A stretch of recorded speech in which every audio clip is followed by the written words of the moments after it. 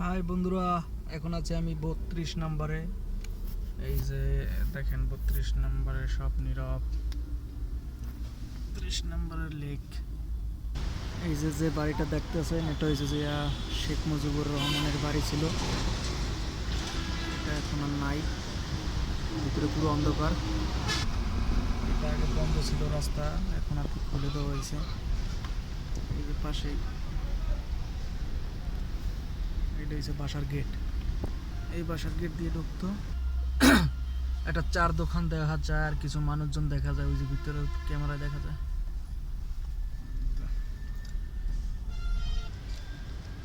এটা হচ্ছে কন্টিনিউর এটার, এটা আগুন দিয়েছিল একদম কালার পুরো ছারখার হয়ে গেছে, লাল হয়ে গেছে, পুরো ভূতের বাড়ি হয়ে গেছে সব।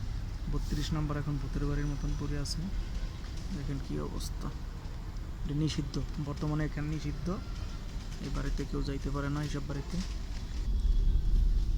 চারপাশ নীরব আর নীরব।